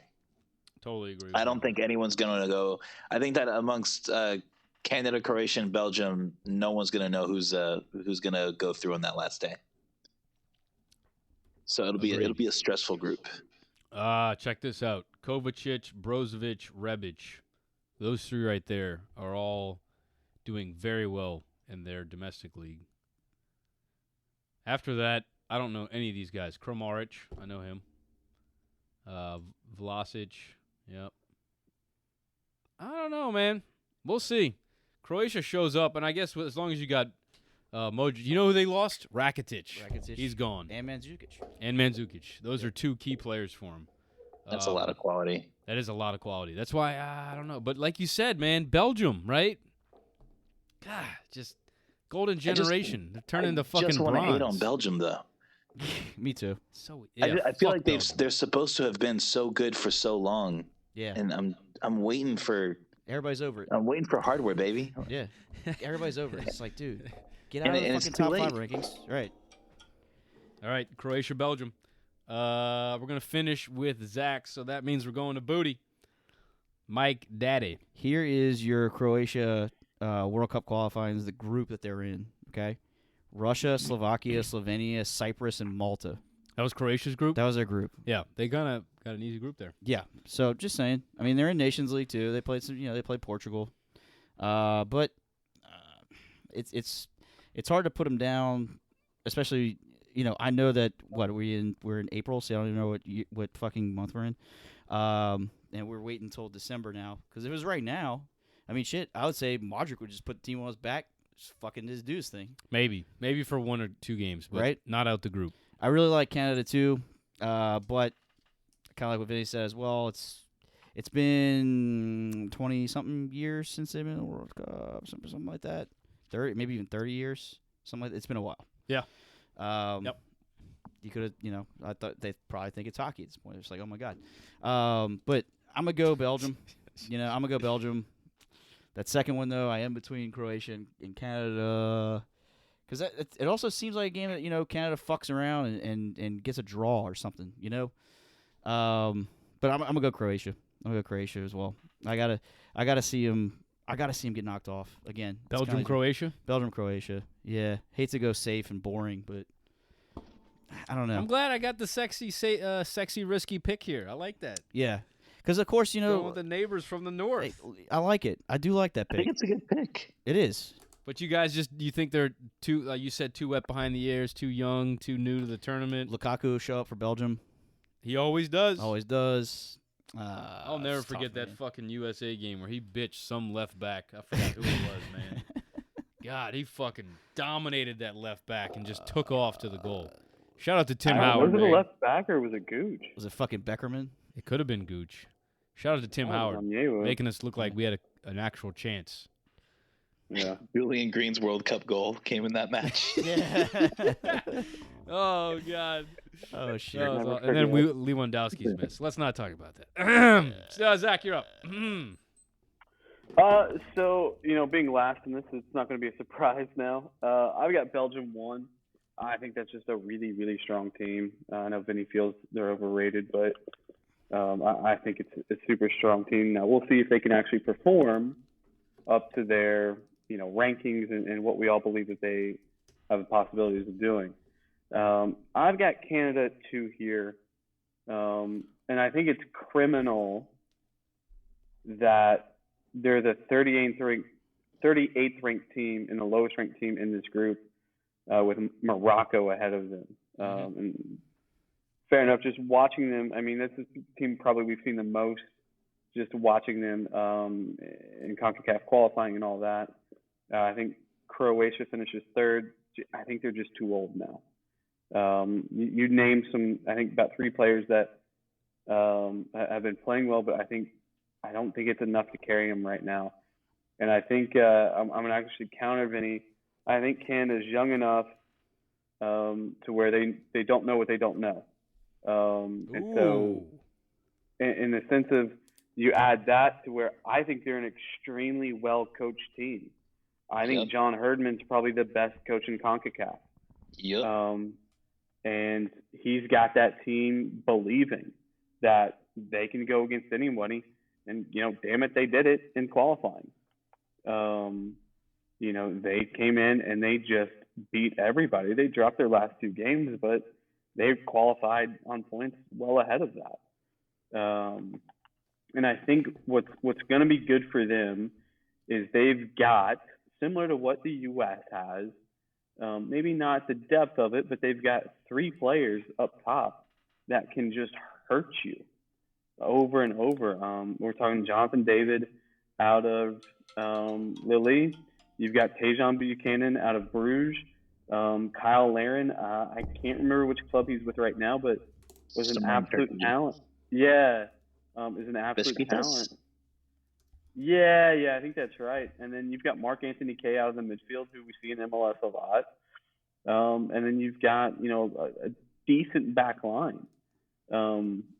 This is a team that's probably reminiscent to a U.S. team not a couple World Cup cycles ago.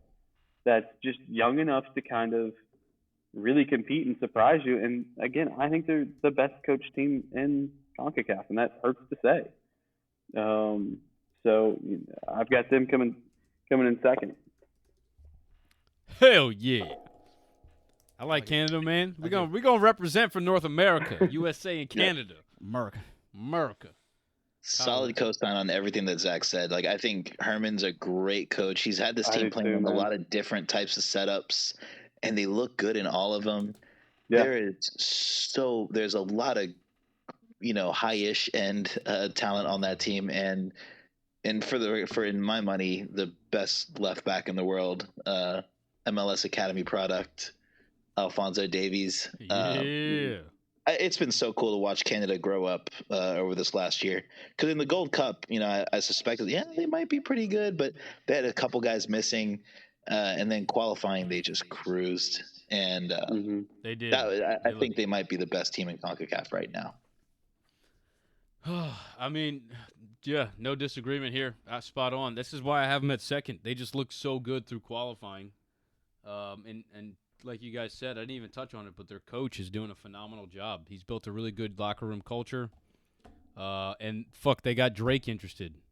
Then they're definitely losing. That's a good thing or a bad thing. They're definitely out. Drake has won a championship with the team, so it can't all be bad. He's like 1 for 10. Yeah, 1 for 10. So we'll see. By the way, John Herman's background, women's coach at Canada, then goes over and coaches how many coaches have done that? Coached the women's team and then gone and coached the men's team and been successful at both. I mean, weird, awesome coaching resume. That is weird. That says a lot about you as a person, that you can be successful with both men and women. Yeah, because that means that you're very flexible in your leadership style, because men and women are not equal, despite what a lot of people think. Let's move on. We got 2 groups left. 2 groups. Group G. I wonder who's going to win this one. Got some powerhouses here. Bora Brazil, Serbia, Switzerland, Cameroon. I'm going to go last on this one. I'm going to start it off. Who has not started yet? Vinny, Zach, have either of you started? I'm going to go Zach. You start. Group G. Get it going, Bob. So I think I've got to make a last-minute switch up. But I'm going to go how do I feel about this? Obviously, number 1 with Brazil. Surely it can't be as bad as it was in Germany. And so I'm going to go Brazil. This is where I'm struggling. I think originally I have Switzerland. Ooh. But the issue goes, I don't think I've got a single African team making it out of the group stage right now. I kind of want to put Cameroon there, but I kind of don't want to. Booty. Pick a number between 1 and 5. 3. 3. Okay, we're going with Switzerland. Boom! So I'm going to go Brazil, Switzerland, Cameroon tanks Serbia, then Cameroon. This Brazil team could be a lot of fun to watch this World Cup, and I hope they are. Woo. I cannot wait to see how many roles Neymar does. Get a call. Hashtag Neymar challenge. It's coming back. But this group is pretty much built for Brazil to get out of, right? I mean, the playing styles of each of these other 3 teams, I don't think are going to match up well with Brazil. And it feels like this Brazil team is getting a little bit closer back to the Brazil teams we all used to kind of enjoy watching over and over. That's my quick take on that one. Anything on Serbia? No. Okay. And I should. I just don't, man. I would take a look at Serbia. They have a solid squad. I think they're going to surprise a lot of people, but I'll save that for – you got 5 seconds, 3. Okay. Finney, you're up. Nailed it. So the funny thing is, I remember when I was first looking into this stuff, doing some reading when I was first looking at this group and really liking Serbia to get through it. I don't remember why, but I think it's going to be between Serbia and Switzerland for the second. Big dick. For that second spot. Switzerland did look really good at Euros, but I'm going to go with my initial gut and go with Serbia. They've got a lot of players in their prime, players kind of all over the place. Who would you say? Obviously, I think Brazil is going to cruise through this group. And Cameroon, I think, is just kind of probably should just be happy to be there. Yeah. At this point, I don't think they were looking particularly fantastic through qualifying. I don't recall how they did through African Cup of Nations, but yeah, I'm not super sold on Cameroon, and I think that it'll be Serbia running through. Switzerland and Serbia were in the same group in 2018 too, weren't they? Yes, they were. It's almost identical, this group. Yeah. It's very similar. I think Switzerland got out of that. Yes. Yeah, Shaqiri. I remember he had a fucking amazing run for a goal. There you go. So I'll go with a angry Serbia to go past them. So yeah, give me Brazil and Serbia. I think Serbia and Switzerland is going to be is going to be a pretty rowdy game. Yeah, that's going to be a lot of fun. I agree. Anything? You got 10 seconds. Anything you want to add? I don't think Neymar has to show up for Brazil to be the best team talent-wise right now. Agreed. So honestly, I think Neymar needs to not try to do everything, play within a system, and the team's going to be a lot better off, which I think he's been better at since Copa America. Totally. Who do you think? And timer's off, but I just want to know who's your player for Serbia? Do you remember any of the players for Serbia? That's the thing. I was trying to remember. Not off the top of my head. I'm going to pass it to Booty. Booty can help you with one. Man, Vlahovic, baby. Vlahovic. What's happening? Dusan Vlahovic for Juventus. That's the dude to keep an eye on for this World Cup. That's the dude. That's the fucking dude. Couple things. I'm going to run down your odds real quick. Oh, yeah. So Brazil's favorite to win this group. What? -220. I know, it's weird. Wow. The Swiss are next, +450. Serbia, +600. Cameroon, +1400. Do the Swiss and Serbs again? How close are they? Pretty close. 250 off of each other. So Swiss is +450, and you got Serbia +600. I'd take Serbians. Yeah, I mean, that's a good one to throw some cash on right there. Weird thing about this group, if nobody recognized it, this is the same group as Group E in the last World Cup. That's okay. With the exception of Cameroon, it was Costa Rica. Huh. Yes. So, kind of weird they're matching up yet again. Yeah. As far as I remember last time your boy from Juventus. Kolarov. No, he's the right back. Lichtsteiner. Yeah. Him and Neymar are going at it. That's why that was one of the GIFs. Neymar broke a record in that game. He was the most fouled player in a single game. Yeah, they're just like, let's fuck with that dude. They just disrupt the rhythm, and that's when he's like, "Fuck it, I'm gonna flop." Yeah, and he earned #Neymar challenge. He did. I'm gonna go. Obviously Cameroon to win this group. No, Brazil to win this group. Brazil. Yeah, I agree with you guys. I think it's not gonna be an issue for them. Now, second. I like Serbia. I like my man, dude. But you know who I like more than my man, who's been my man, is fucking Shaqiri, dude. Hey, my man Shaqiri. Shout out to him, by the way. Shout out to Shaqiri. We back in the Euros, we were posting shit about him and tagging him, and he was actually like looking at it. He was like looking at him, engaging with our stuff. Yeah. So I actually I'll always go with that man for sure. Fuck yeah, all dude. Fucking day. So I'll go Switzerland in that second spot. Granit Xhaka, another guy we forget they have as well. So prone for red cards. Very prone for red cards and doing dumb shit, right? Ask Mike Malone. Yeah. But yeah, that's what I got for that group. The other two, they're just gonna fall flat. Not as flat as Cameroon, but Swiss. Yeah. Yeah, Brazil, I was Swiss? Yep. All right. So, like Booty said, this group is almost identical to Group E of last World Cup. Brazil fucking struggled on this last World Cup, 2018. 2 of the games that they won or drew happened in the 85th to 90th minute. I mean, I remember watching to the very end. I think Coutinho snuck one in one game, and then Neymar snuck one in late. I do remember the 2018 World Cup, I think, was the first time they did VAR. Yep. And I remember Neymar flopped, and they overturned it. And it was like the first time you'd ever seen a PK called that was reversed, and they went and gave Neymar a yellow. And it was like, oh, fuck, VAR's pretty tight. Yeah. That worked. Holy shit. Video review actually worked. But like you said, Zach, this team is fucking loaded. They just added Vinicius. They just added Antony. They still have Rodrigo, who's going to be on the bench. So up front is going to be disgusting. They also have Firmino, Gabriel Jesus, Matheus Cunha, Richarlison. Up front, they're stacked. Also looking into the midfield, they're still going to have Casemiro. Paquetá has started to get into the starting lineup. Coutinho is really starting to find his form.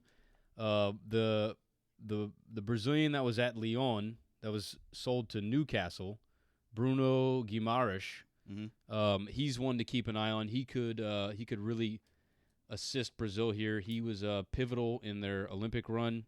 And then this back line is what scares me, because you have an aging Thiago Silva, you have an aging Dani Alves, and you have Marquinhos, who's a quality player. That left back, probably going to be Marcelo and another aging back. I don't know who's going to be on that back line. That back line is still very questionable. I don't think Dani Alves, Thiago Silva, and Marcelo make it all the way to the finals, if they do make it. They're going to have to figure out how to fill those holes. Looking at the goalkeeper, easy. Allison and your boy, what's his name at Man City? Ederson. So real quick, I love breaking down Brazil team. That being said, I'm going with Serbia. Serbia's got some sneaky good players. Sergej Milinkovic-Savic, Duhan Vlahovic, and the goalkeeper. I can never remember this dude's name. Cheeky good goalkeeper. They did really well in qualifying, relatively speaking, for being, Serbia. And I think Switzerland is going to be somewhat like Croatia in that they're going to be kind of aging out. I can't name any young Swiss players other than Granit Xhaka. I can't name anything. I don't know what else they have for Switzerland. So I really think Serbia is going to... Shaqiri, Akanji, yeah, Dortmund. Jan Sommer. Zuber. Jan Sommer made that PK save on Mbappe. Yep. Can't forget that. And then Cameroon, really not making a lot of noise in AFCON. I don't know how the fuck they made it through. It was one of those play-in games. And they scored last second. It was crazy. Yeah, it was a crazy time. Fucking result. They got lucky. I'm pretty sure they beat Algeria. And it was Algeria's got Mahrez and Benacer, and you're like, how the hell does this happen? Yep. But yeah, I got Brazil, Serbia as well. I really think Serbia is going to shock the world. That's a dark horse for me. We got one more group. That's Group H. Group. Hi. Booty, give us. Howdy. Hi. Booty, give us the odds for this group, and then let's close it out. Yeah, it's a fun one. Portugal, Uruguay, South Korea, and Ghana. You can almost make a little group of death argument on this one as well. Woo! Portugal favored, -160. You got Uruguay plus 260. You got South Korea plus 900. You got Ghana plus 1200. So, yeah, this is gonna be a tight one. Yeah, and it's weird because with Ghana too, it's just they're just a team that shows up for the World Cup. Obviously, they got so fucking lucky. They can fuck around, right? God damn, they got lucky. Yep. I had so many players on Nigeria that I was hoping for. Yeah. So with that being said, I could run through it real quick, man. I think I'm gonna go with the easy one, dude. I'm gonna go Portugal and Uruguay. Portugal. Yeah, let's do it. Ronaldo's last World Cup, he can't go out like that, right? Can't do it. And they actually have some really good young talent coming through the ranks. Jota as well. You really want to see him, which, by the way, I really liked when when he was able to fuck around on the wings during the AFCON Cup, because he had Salah gone, obviously, and Mane gone, obviously, so he got a lot more playing time at Liverpool. Wow. He did so much better. He did. On the wings compared to when they tried to put him at the 9. They forced that. Yeah. I liked it a lot better. And if I'm not mistaken, right now it's him and Ronaldo on both the wings. Interesting. So yeah, they've got so much freedom to move around players. Yeah. Keep going. I don't want to take your time. Oh no, that's all Uruguay. I got. I believe this will be Suarez's last World Cup as well. I think so. So that's something to look out for. Who's the young cat at Benfica? Isn't he Uruguayan? Oh yeah, I believe you're What's right. his fucking name? Let's find I out. think he's the one that's like the next Suarez. Ooh. I want to say his name's like Saul Niguez. Let's see. No, totally getting that wrong. Booty's literally Googling young cat Benfica. Young cat. Meow. Young blood, young cat. Yeah, dog. Benfica roster. What is his name? Let's see. Benfica. It's going to be the first name up if you look at Darwin Nunez. Darwin Nunez. Yeah, Darwin. Thank you. He's the hot name at Benfica. I believe he's Uruguayan. Yeah, he is. He is. Okay, He is. So he's going to have Correct. This is going to be his first World Cup. Yep. So do you think there's any chance that Uruguay slips ahead of Portugal? I think there is a chance. A slight chance. A slight one. Just a tiny one. Do you remember they played each other in the knockout game? That's right. Yes, and that was a fucking fantastic game. That was a fantastic game. Followed up by the Argentina-France game right after that. God, that was such a great day. I was trying to move that day, and my wife was very pissed because me and a buddy got really wasted, and she's like, "How's the moving coming?" I'm like, "Great." And we were just chugging beers every time they'd say Ronaldo. So yeah. You wouldn't believe it until you start doing it, but it's literally like every 5 seconds. It's like, oh, there's Ronaldo, there's Ronaldo, there's Ronaldo. Ronaldo! And you're just like, God damn, we're through 3 beers. Fuck. Yeah, that was good. And then we got my wife drunk because we were just like, well, we better go get her margaritas and just let her forget the fact we have done no moving. It was a good day. Good day. If we're going to drink, she gets to drink. Go for it. You pass it on. Who you passing to? Go ahead. Oh, okay, me. Go ahead. Yeah, Portugal, Uruguay. This one's not easy, but that's who I think will power through this group. Korea Republic, though, super sneaky with Son. They were able to make some noise against Germany, and I'm not sure if I think they beat or tied Mexico. Anyway, they did shock a lot of people at that last World Cup. I just really like Son. He's just so underrated as a person and a player. Yeah. I just hope they do well. That being said, I don't think they get through Uruguay. Uruguay also has Federico Valverde, who is that young midfielder at Real Madrid. And Uruguay just has that history in the World Cup. I don't think they've won one, but they've gotten fucking close a lot. I think they've made it to a couple of finals. Yeah. Ghana, shout out to Ghana Joe. He was giving me such a hard time because I was talking so much shit about Nigeria beating Ghana. And this is actually kind of funny. Nigeria has a really good goalkeeper, Maduka Okoye, who is playing at Sparta Rotterdam in the Eredivisie. He was just bought by, I think, the Wolverhampton. Anyway, he's been starting for Nigeria. And something happened to where someone made a comment, and he made a comment to say, like, he's like a better looking person or something, like he's a pretty boy, and the coach sat him or like kicked him off the team. Oh shit. And brought this other goalkeeper. The goal that Ghana scored was a fucking goalkeeper mistake.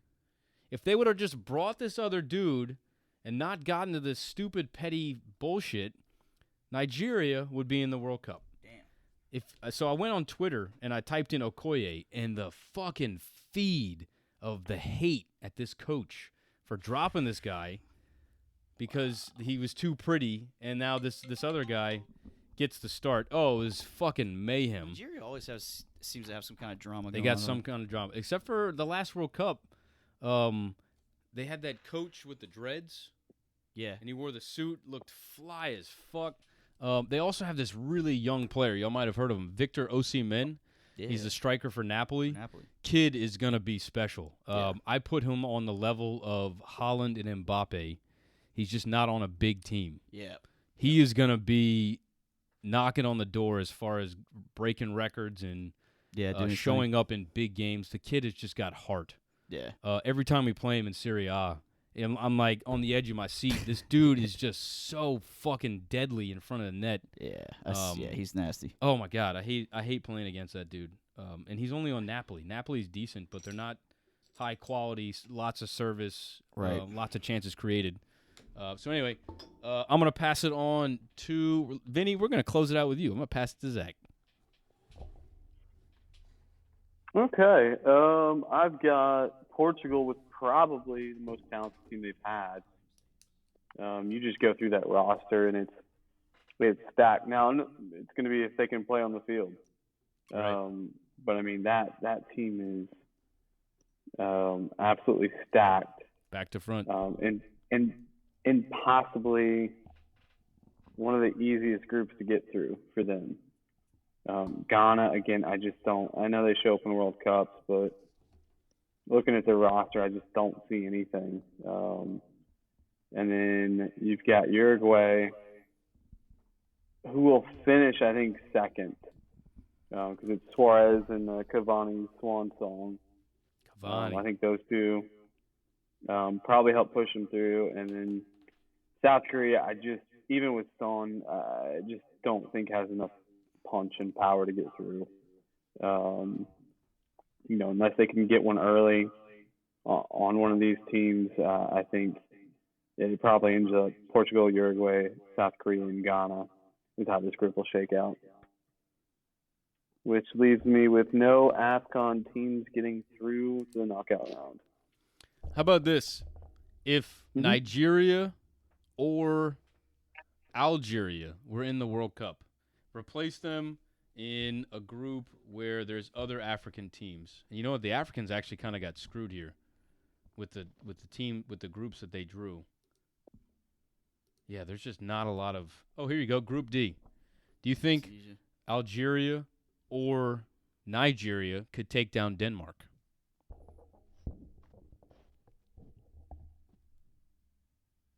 No. No. Okay. I don't. And I'm just going through this, and typically the AFCON teams outperform, but it's just even looking at this, I'm kind of going through them all because I was thinking the other group I was looking at was Group F. There you go, Group A. This is a chance for an African team. Senegal. You say Group A? Yeah. In fairness, yeah. If I didn't take Qatar. Yeah, I think Senegal's in there. And that, in fairness, that's probably who will get through. But again, it's that host nation thing that always, that percentage is pretty high. So we'll see if they get through. But I think that's probably your best bet is Senegal getting through in Group A. Right. What are your thoughts on Uruguay-Portugal when they play in the group? I don't have it pulled up here. Do you know which game that is? I can tell you in a second. Yeah, sorry. I should have had that pulled up. But that's okay. This is Group H. So they are playing. It looks like they're going to play in the second game. Yeah, I think it's a good game, but I think Portugal dominates, man. That Portugal squad is pretty good. They're so stacked. And that's underselling it, to be honest with you. You've got Ronaldo on his last major tournament he's probably ever going to play in. Right. Unless he plays till he's 48 at this point. But just even below that, man, it's, you look at the forwards and it's, Andre Silva, Diego Jota, Felix, and then even behind that, you've got Bernardo Silva, Bruno Fernandes, João Moutinho, Ruben Diaz. Yeah, man. And then Nuno Mendes. William Carvalho. Well. Fuck, who's the dude at Lille? And this back line is pretty decent, too. You got Nuno Mendes, Rafael Guerreiro on the wings, João Cancelo there as well. Yeah. Probably where they're going to be the weakest, right, is the two center backs are, combined age of probably 80 by the time they end up playing. So I'd be interested to see if they bring in a younger center back. Dude, Ruben Diaz. Man City. Why am I not seeing him on here? He might have been injured or something. But yeah, he's Portuguese. He's a fucking Portuguese center back. Okay, yeah. Sorry. But I'm with you because it's Pepe or Bruno Alves or whatever. Yeah. Yeah. Two old fucks. Yeah. But the yeah, goalkeeper is one. This Portugal team could be extremely good, but again, it goes down to how they play together. Right. Very true. So. All right. And I actually forgot to hit your timer, so we're just gonna pass it over to Vinny. Sounds good. No pressure or anything, right? Figure it out. Yeah. Yeah, right. Better rock this. I'm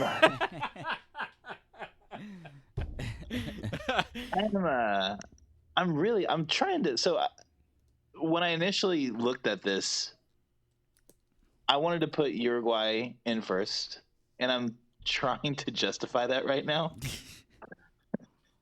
which is difficult.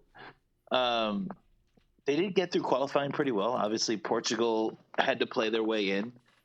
Hot take for this segment: playing games are garbage. Yeah. I really hate that. One game can be the end all be all for a 4-year project. It just doesn't sit well with me. Now, in fairness, wasn't it a home and away before like COVID hit? I think so. Okay. Right. So to their credit, but I mean, do we miss Italy? Yes. Yes. Yeah, I just do your job. I just don't care for it. I do make it a home and away at the very least. Yeah. But regardless, you know what? I don't need a reason to make Uruguay ahead of Portugal. Uruguay first, Portugal second. Oh fuck! Yeah, I don't need to justify my fucking logic. That's how you go out with a bang, Vinny. Fuck yeah! I will say, South Korea. I'm not. I think beyond a couple of the European-based guys, I'm not super concerned with them being a major threat. Ghana kind of limped their way in there. I think they got knocked out in the group stage in AFCON. They are not the Ghana of old. Right. So I think this is actually going to be a pretty straightforward group. It's going to go down to Uruguay and in Portugal. But Portugal's got a lot of really, really like solid young talent. How well they work together, I think, is going to be the key. Spot on. Yep. So I will let you know before we finish, the way we're going to do this is we're going to grade you guys on how we get out the group, and whoever has the most points, you get a free jersey. So I've got your picks. I'll send you some photos. And it's the jersey of your choice. You just let me know what you want. We'll put it in the order and get it sent your way. I promise I'll do better with shipping it out faster, Zach. So I don't believe you. Keep me honest, man. Keep me honest, straight up. If you keep bugging me, that shit will get on your door tomorrow. I promise you that. But yeah, so the way we'll do it is if you get the pick correct, it's a 3-pointer. If you get the top 2 pick correct, it's just a 1-pointer. So if you get the first and second, it's a 6-point. If you get them flipped, it's 2, and then we'll go from there. Before we close out, I want to know who you think is the group of death in the World Cup. And I'll go to Booty first. I'll let these guys think about it. Go back to that. So here we go. Keep Group going. H. Keep going. It's G, F, possible. It's Costa Rica. If you're looking at it. When I first saw these, my very first initial thought was Group E. Group E. Yeah. Spain and Germany. Yeah. Spain, Germany, you got Japan in there too. I would say either E or, I mean, now I'm starting to think maybe B a little bit. You know what? I'm glad you said that. Yeah. I'm going to jump in front of you. Yeah. I think B and H. B and H. Because I really like the Portugal, Uruguay, South Korea. I think I'm giving way too much credit to South Korea here. But I really like Ghana as well. Hey, nobody gave him credit last time. Right. Knocked out Germany. That's heard that. We ended on Vinny last time, so I'm gonna end on Zach. Vinny, who you got? Group of death. It's actually really, really like I'm sitting there looking at it, but it's pretty even. I'll throw a curveball at you guys. I think Group G is actually going to be Serbia and Switzerland. I truly don't know who to go with. Brazil. I mean, Brazil is Brazil. But I think those middle two. I think a lot of the groups for me stack up pretty easily between. Okay, these two are going to get through. We just don't know the order. These two are going to get through. We just don't know the order. In Group G, I truly don't know who amongst those two are going to come out, be it Serbia or Switzerland. And besides that, I hate to say it, but Group B might be the least predictable of all of them. Damn. Yep. That's fucking real. And the X factor of just the English, the English tendency to shit themselves in large situations. And then a really, really experienced Iran. Who knows what you're going to get from Wales? Oh, but I'm assuming it's Wales. And if the Ukraine's in it, God knows. I love that group's going to be a mess. I still think we're going to get out of it. Nice. But who knows who's getting out of it? Zach. Besides us. Coach Zach, best coach east of the Mississippi River. Who you got? So, like, you want to pick, like, a cute pick and go, like, oh, this group because you don't know about these teams. But I think looking at it, I think Group E has a good potential for it. But that's with our dark horse in Japan. But I really think Group B, like, U.S. and England slip up in that first game. Yeah. And that's assuming that Wales is the team that gets through. I mean, that's a top 21 like shootout. I didn't realize that until the draw. When I'm looking at, I was like, oh, sick, Iran, thanks. And you look, oh, this is the 21st team. That's not great. No. But I think that Group B is the group of death. In a probably non-traditional sense, right? Typically with the group of death, you've got three teams, three major, what you'd call powerhouse teams, and then the one outlier that's going to fight. But here you've got, like, I'll call it what it is for you've got England, who's the traditional powerhouse, underachieving powerhouse, but a powerhouse.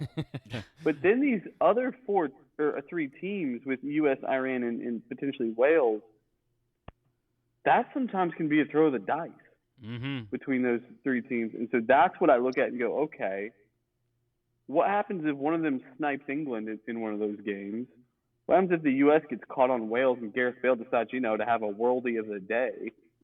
I think that's the group that, as excited as I am for all these storylines to come out of this group, as just a fan of the U.S. team, like, I'm going to be very nervous in every single one of these games. Absolutely. But again, I think that's why we watch this, right? It's not because we're supposed to win it. It's because we're not supposed to win it. And from a U.S. fan perspective, you kind of want to see us, how many, 1776 jokes are going to be flying around for that U.S. England game, man. I'll be drinking coffee that day, not tea. Yeah. And so I think that's got potential to be an extremely exciting group. But again, I'm with Vinny. Like, a lot of these groups are fairly, like, I thought it was a pretty good draw, to be honest. And so, but, I think that, for me, it's Group B, man. And that, unfortunately, makes me nervous. 2 for 2. Zach, I think we had a very similar draw day because I'm sitting there, like, when I'm sitting there and it's draw day, right? You go through through the first pot, which is ceremonial only, and then and then I'm thinking, okay, man, it would be so great to get into Qatar's group. That's not us. Well, who else do you want to play out of pot one? England. Obviously, England, right? The most overrated team, the team that's gonna, bow down to all the pressure and then their press is gonna overrate you and blow you up. Boom. And I'm sitting there like, yes. Pot 3 comes around, and all I'm thinking is not Senegal, Boom. Senegal goes to Group A. Yes. And then probably we get Iran. I'm like, amazing. Iran. We got smoked by them in 1998. We can get a little bit of payback. Right. And I'm looking at the other pot 3 teams. I'm like, yeah, it's pretty good solid pot 3. And then pot 4, okay, that's tough. That's the UEFA team. Okay, you don't want that. I love how you walked through this. Yeah, I left on that day. I'm sitting there thinking like, yeah, it was a pretty good draw. And then I sit there and I look at the rest of it, and I'm like, that was not a great draw. No.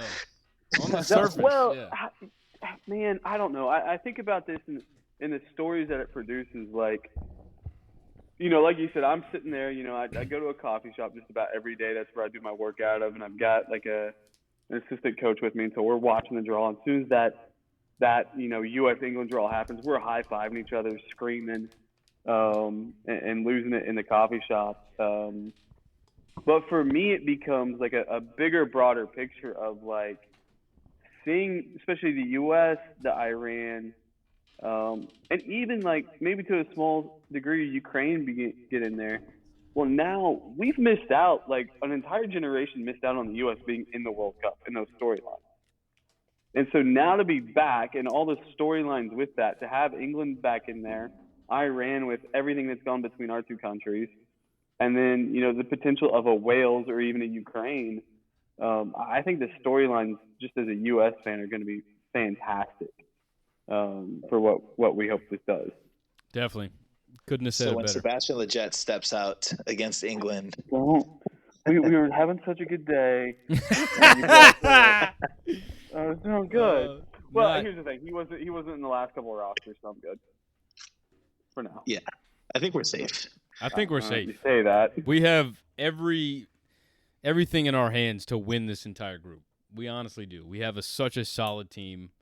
Like you said, on the surface it seems like an easy group, but based on the FIFA rankings, which, I mean, fuck FIFA rankings, they don't know what they're doing. They never seem to. FIFA rankings. Well, and I'm sure we'll have a different pod. This is me just push listening for me to be on another podcast. I'm sure we'll have like a U.S.-based one, and I think the biggest potential player that needs to be in this group that has been is John Brooks because of his experience in a World Cup. Fuck yes. And I think him not being in this is extremely. I think it's a poor decision by the coaching staff if he's not in this group. Agreed. That goes through.